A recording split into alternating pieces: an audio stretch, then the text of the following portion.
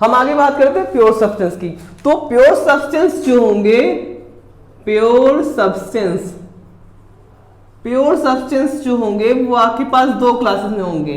एक तो आपके पास क्या होगा, कंपाउंड होगा, ठीक, और दूसरा आपके पास क्या होगा, एलिमेंट होगा।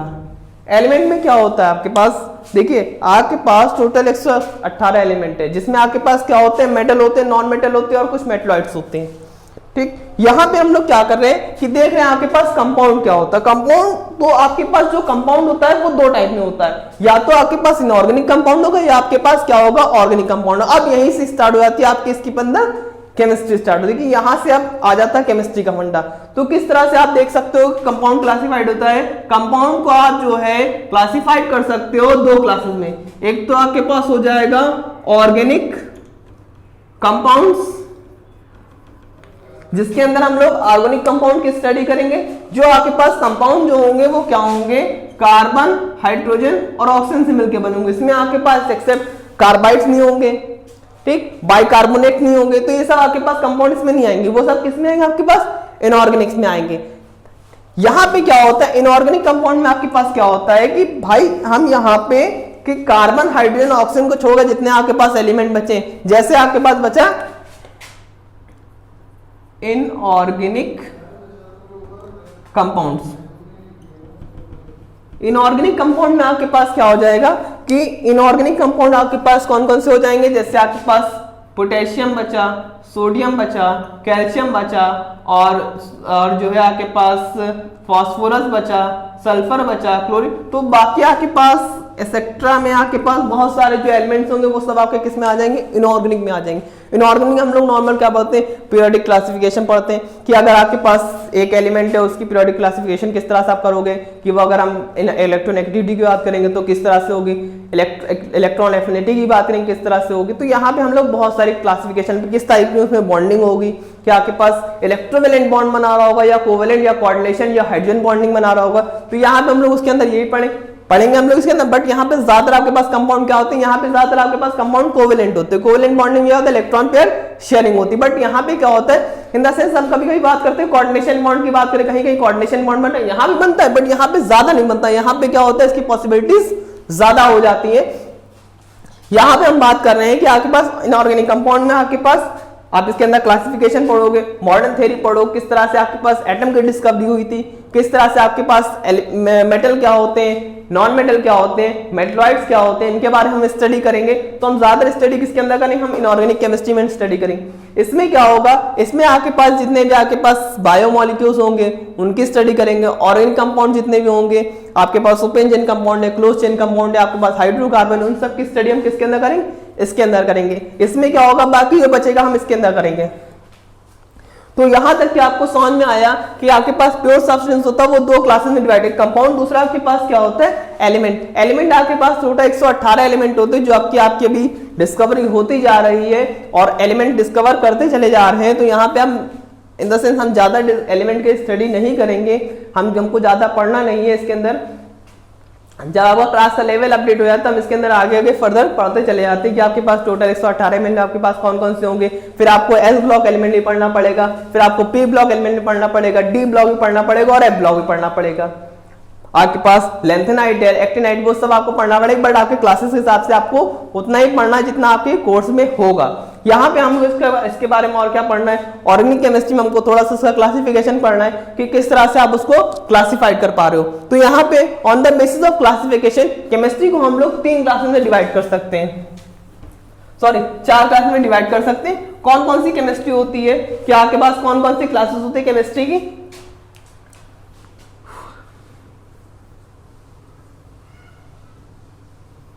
केमिस्ट्री के आपके पास 4 क्लासेस होती हैं। एक होती है ऑर्गेनिक केमिस्ट्री, दूसरी होती है आपके पास इनऑर्गेनिक केमिस्ट्री, तीसरी आपके पास होती है फिजिकल केमिस्ट्री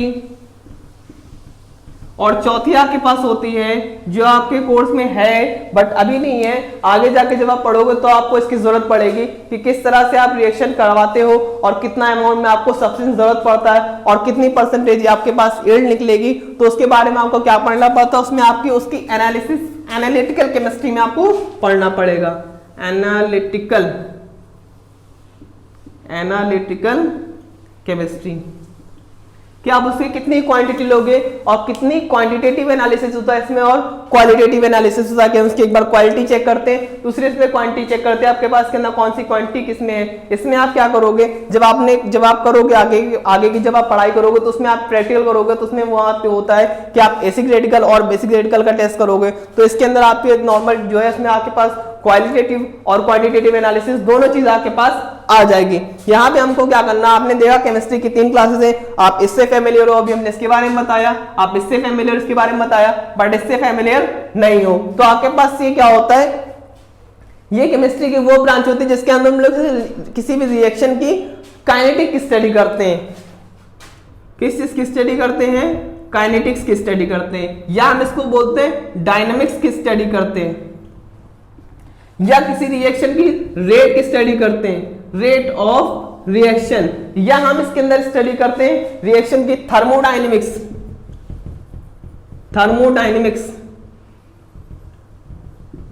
ठीक, या हम इसके अंदर स्टडी करते हैं कि बहुत सारे आपके पास ऐसे प्रोसेस होते हैं जो आपके पास फिजिबल होते हैं, कोई टेम्परेचर पे रिएक्शन हो रही, कोई प्रेशर पे रिएक्शन, किसी का प्रेशर बढ़ा है तो रिएक्शन फॉरवर्ड बढ़ रही, किसी का रिएक्शन प्रेशर कम कर रहे तो रिएक्शन क्या हो रही, फॉरवर्ड हो रही, तो यहाँ पे डिपेंड करता है उस हिसाब से रिएक्शन के हिसाब से आपके पास उसको हम लोग किस चीज से पढ़ते हैं कि आप किसी भी रिएक्शन की आप रेट निकाल सकते हो, उसकी थर्मोडायनेमिक्स निकाल सकते हो, उसकी आप काइनेटिक्स निकाल सकते हो कि रिएक्शन अगर हो रही है तो स्लो हो रही है या फास्ट हो रही है या मॉडरेट टाइप की रिएक्शन हो रही है। तो यहाँ पे जैसे आपके पास रिएक्शन की हम लोग कंडीशन की स्टडी करते हैं, बहुत सारे लॉज और लिमिटिंग फैक्टर हैं, इन सब की स्टडी करते हैं। इसमें आपके पास इलेक्ट्रोकेमिस्ट्री की भी आपके अंदर स्टडी कर लेंगे, तो आपके पास क्लासेस ऑफ केमिस्ट्री बहुत सारी है, बट यहाँ पे मेन क्लासेस आपके पास कौन कौन सी है, आपके पास ऑर्गेनिक केमिस्ट्री है, इनऑर्गेनिक केमिस्ट्री, फिजिकल और एनालिटिकल केमिस्ट्री। हमको आज स्टार्ट करना है, थोड़ा सा इसका केमिस्ट्री का और बेसिक पढ़ेंगे कि लोगों को कहते हैं भाई रिएक्शन बैलेंस नहीं हो रही है या रिएक्शन समझ में नहीं आ रही है, रिएक्शन आपके पास किस टाइप से रिएक्शन है,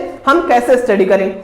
तो हम यहाँ पे देख रहे हैं कि आपके पास रिएक्शन क्या होती है और कहाँ से स्टार्ट हुई है रिएक्शन, इसके बारे में हम किस तरह से हम इसको स्टडी करेंगे, तो वो आज हम देखेंगे कि आपके पास रिएक्शन ही कौन सी कंडीशन कौन सी फिजिबल होती है, किस तरह से हम इसको रिएक्शन को ड्रॉ करेंगे रिएक्शन, या किस तरह से हम उसके डबल हेडेड एरो कहीं दिखा रहे, कहीं सिंगल हेडेड एरो दिखा रहे, तो कहीं पे हम उसकी जो है रिएक्टिविटी इंक्रीज कर रहे हैं, कहीं पे हम जो उसकी देख रहे हैं कि आपके पास कहीं गैस इन्वॉल्व हो रही है, कहीं प्रेसिपिटेशन बन रहा है, कहीं पे आप जो है इसके बाद रिएक्टेंट यूज कर रहे हो, कहीं आप होमोजेनस फेज यूज कर रहे हो, कहीं आप हेट्रोजेनस फेज यूज कर रहे हो। यहाँ पे हम देखेंगे किस तरह से रिएक्शन होती है और कौन कौन सी कंडीशन जो रिएक्शन के लिए फिजिबल होती। तो सर सबसे पहले हम लोग अगर बात कर रहे हैं तो रिएक्शन में आपके पास क्या होता है, रिएक्शन में आपके पास 2 चीजें होती हैं। 2 चीजें कौन कौन सी होती हैं कि जो आपके पास एरो के इस साइड होगा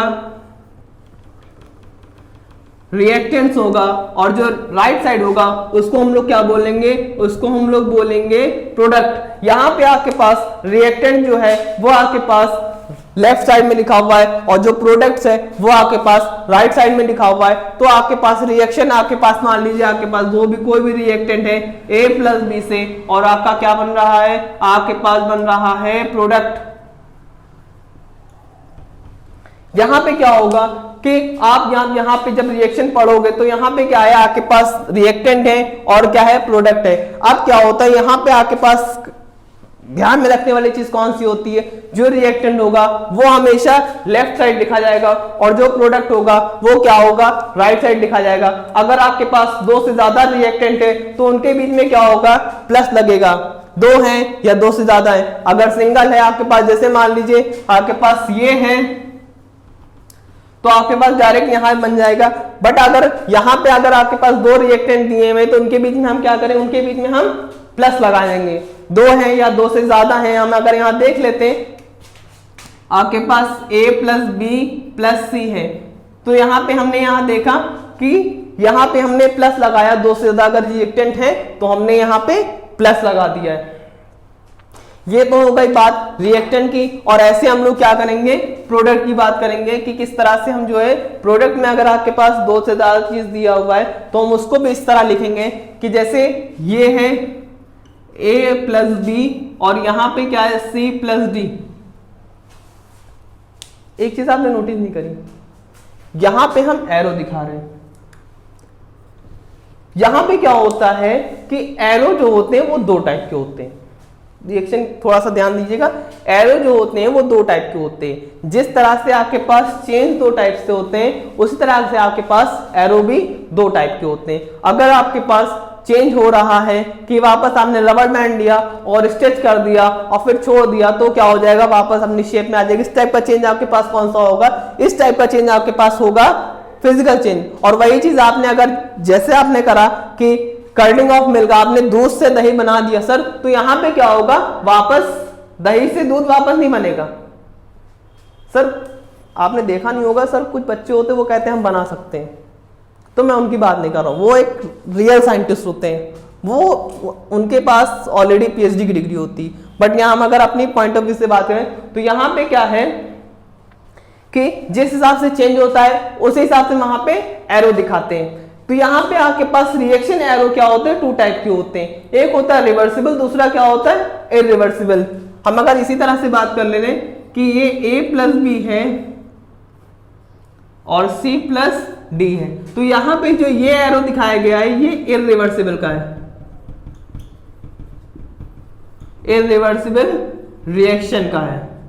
और ये जो एरो है वो क्या है, रिवर्सिबल रिएक्शन का है। तो आपने यहां पे देखा कि दो टाइप के एरो है, एक इरिवर्सिबल है, दूसरा क्या है, रिवर्सिबल है। मतलब ये जो है आपके पास केमिकल चेंज का और ये आपके पास किस टाइप का है, फिजिकल चेंज का है। तो यहाँ पे रिएक्शन एरो आपके पास क्या होते हैं, दो टाइप के होते हैं। एक जो होता है रिवर्सिबल, दूसरा क्या होता है, एक होता है इरिवर्सिबल, दूसरा क्या होता है, रिवर्सिबल होता है। मतलब एक से आप रिएक्टेंट से प्रोडक्ट बना सकते हो बट प्रोडक्ट से वापस रिएक्टेंट नहीं बना सकते। उस टाइप का जो एरो आपके पास होता है वो होता है इरिवर्सिबल। मगर अगर वही दूसरी अगर बात कर रहे हैं कि आप रिएक्टेंट से प्रोडक्ट बना रहे हो और प्रोडक्ट से वापस रिएक्टेंट बना रहे हो, तो यहाँ पे किस टाइप का एरो है, उसमें आपको बोलते हैं रिवर्सिबल रिएक्शन का एरो। एक रिवर्सिबल एरो है, दूसरा इरिवर्सिबल। तो इसका मतलब रिएक्शन आपके पास कितने टाइप के हो जाएंगे, दो टाइप के आपके पास उस हिसाब से हो जाएंगी।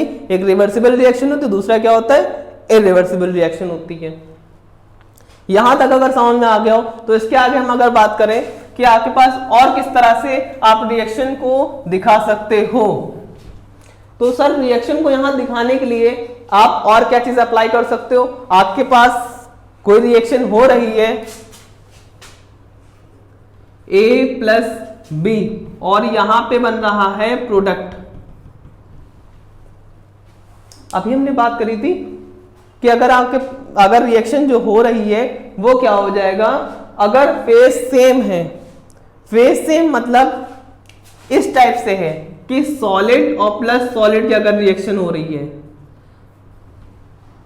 तो यहां पे अगर रिएक्शन अगर हो रही, दो चीज को हमने आपस में मिक्स कर दिया, दोनों सॉलिड है, ये भी सॉलिड है और ये भी सॉलिड है, तो आपके पास फेज क्या है, तो यहां पे फेज सेम है, इसलिए हम इसको क्या बोलेंगे, इसलिए हम इसको बोलेंगे होमोजीनस। मान लीजिए ये भी रिएक्शन सॉलिड है, ये भी रिएक्टेंट सॉलिड और ये भी रिएक्टेंट सॉलिड, तो यहाँ पे क्या होगा, यहाँ पे होगा होमोजीनस। और जो ये बन रहा है वो भी क्या बन रहा है, सॉलिड बन रहा है। और वही चीज अगर यहाँ पे A प्लस बी, ये सॉलिड है, A सॉलिड है और B क्या है, आपके पास लिक्विड है, और जो ये बन रहा है, प्रोडक्ट बन रहा है, ये क्या है, ये भी लिक्विड है। तो यहाँ पे क्या होगा, यहाँ पे आपके पास ये जो रिएक्शन होगी वो क्या होगी, हेटेरोजीनस। हेटेरोजीनस फेज की रिएक्शन ये होगी। किस तरह से हम हेटेरोजीनस एक बार फिर सेटिस्फाई कर ले।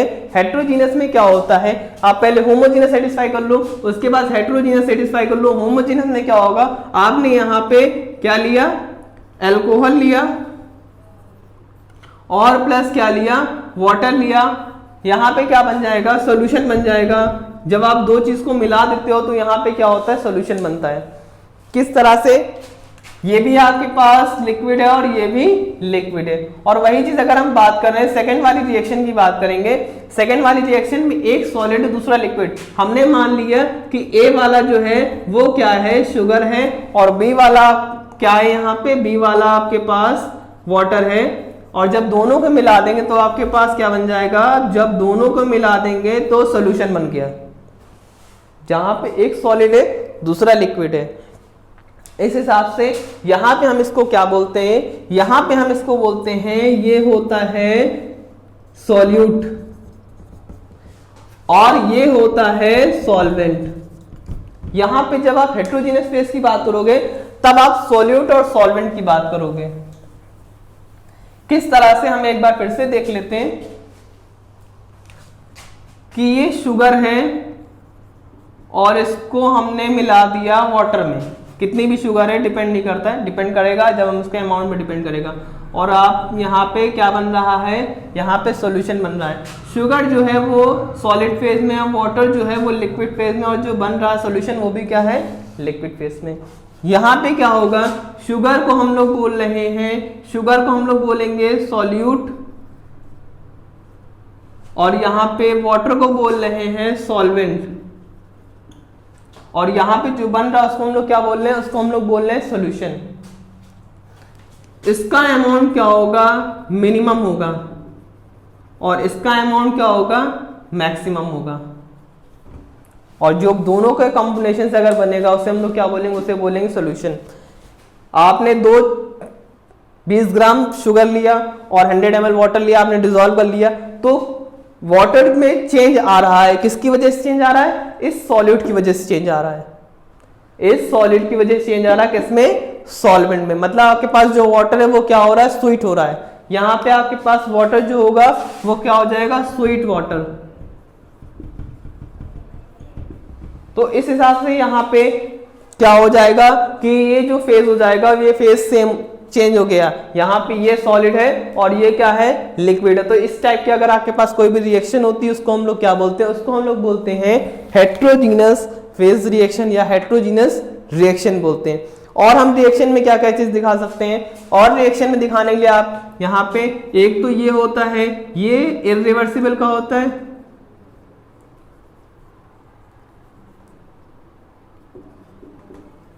और ये जो साइन होता है ये रिवर्सिबल का होता है। Reversible reaction, irreversible reaction. और क्या, यहां पे आपके पास कोई भी रिएक्शन हो रही है और उसमें अगर एरो अपवर्ड का लिखा हुआ है, इसका मतलब गैस इवॉल्व हो रही है। और अगर डाउनवर्ड का रिएक्शन अगर हो रही है, डाउनवर्ड में हो रही, तो उसको हम लोग क्या बोलेंगे, प्रेसिपिटेशन।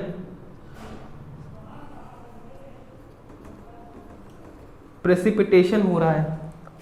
और अगर रिएक्शन आपके पास कि ए और बी, यहां से आपके पास सी बन रहा है और यहां पे कुछ लिखा हुआ है, जैसे मान लो कि एक्स और वाई लिखा हुआ है या एक्स वाई लिखा हुआ है, या हम अगर बोल रहे कि ये लिखा हुआ सी, या हम इसको पी बोल सकते हैं। ये जो होता है, ये अगर रिएक्शन के ऊपर लिखा हुआ इसको हम लोग बोलते हैं कैटलिस्ट। मतलब अगर रिएक्शन आपके नहीं हो रही है तो यहाँ पे क्या होगा, कैटलिस्ट क्या करेगा, रिएक्शन की रेट को बढ़ा देगा या घटा देगा या इंक्रीज कर देगा। Catalyst are those substance which can increase और decrease the rate of any chemical reaction. तो आपने देखा यहाँ पे एक रिवर्सिबल का होता है, दूसरा एक इरिवर्सिबल का, दूसरा रिवर्सिबल, तीसरा गैस इवॉल्व का होता है, चौथा आपके पास प्रेसिपिटेशन का, मतलब कोई भी आपने सब्सटेंस मिलाया तो वो क्या हो गया, किस तरह से, जैसे यहां पे है AgNO3 और प्लस HCl की जब आप रिएक्शन करा रहे हो तो क्या हो रहा है, AgCl2 प्लस 2 यहाँ पे इस टाइप से अगर आपके पास रिएक्शन हो रही है तो उसे हम लोग क्या बोलेंगे, प्रेसिपिटेशन। मतलब यहाँ पे आपके पास AgCl का क्या होता है, प्रेसिपिटेट क्या होता है, नीचे की तरफ डाउनवर्ड होता है। तो रिएक्शन की कुछ और कंडीशंस होती हैं, जैसे जैसे आगे आते जाएंगे वैसे वैसे हम पढ़ते जाएंगे क्या होता है, कभी कभी आपके पास सॉलिड है, लिक्विड, कभी कभी हम इसको एक्वस मीडियम में अगर रिएक्शन कराते हैं तो उसमें हम क्या लिख सकते हैं, उसमें हम लिख देते हैं यहाँ पे लिख देंगे AQ। अगर कुछ आपके पास यहाँ पे लिखा होता है तो उसे हम लोग क्या बोलते हैं, कैटलिस्ट बोलते हैं, जो कि कैटलिस्ट होगा रिएक्शन की रेट को क्या कर देगा, या इंक्रीज कर देगा या डिक्रीज कर देगा। मतलब या तो रिएक्शन की रेट फास्ट हो जाएगी या तो क्या हो जाएगी, स्लो हो जाएगी। आगे रिएक्शन आपके पास जब आएगी तो हम उस हिसाब से उसके अंदर पढ़ेंगे और किस तरह से जो है कंडीशंस अप्लाई करेंगे उसके अंदर हम थोड़ा सा देखेंगे। और आगे हम जो है इसके बारे में स्टडी करेंगे, आपके पास केमिकल रिएक्शंस क्या होती हैं और इक्वेशंस क्या होती हैं और कितने टाइप की केमिकल रिएक्शंस होती हैं, कि भाई सब्स्टिट्यूशन रिएक्शन है या एडिशन रिएक्शन है या डिकम्पोजिशन रिएक्शन है या डिसोसिएशन है। अगर डिकम्पोजिशन है तो कौन सी डिकम्पोजिशन है, थर्मल डिकम्पोजिशन है या इलेक्ट्रोलाइटिक डिकम्पोजिशन है। और अगर आपके पास दूसरी टाइप की रिएक्शन है कि गैस हीट इन्वॉल्व हो रही है या हीट रिलीज हो रही है, मतलब यहाँ पे या तो हीट बाहर की तरफ निकल रही है या हीट उस रिएक्शन को करने में जरूरत लग रही है, तो उस हिसाब से आपके पास एक्सोथर्मिक या एंडोथर्मिक रिएक्शन होती है। और आपके पास ऑक्सीडेशन और रिडक्शन रिएक्शन होती है। कुछ अंदर कॉन्सेप्ट पढ़ेंगे, रेंसिडिटी क्या होता है, और रेंसिडिटी के साथ साथ हम थोड़ा सा कोरोजन पढ़ेंगे। यहाँ पे ये चैप्टर की स्टार्ट होती है कौन सी, केमिकल रिएक्शंस एंड इक्वेशन, उसके लिए हमने थोड़ा सा इसके अंदर पढ़ लिया है। आगे हम थोड़े से एलिमेंट सीरीज का एक पार्ट पढ़ेंगे।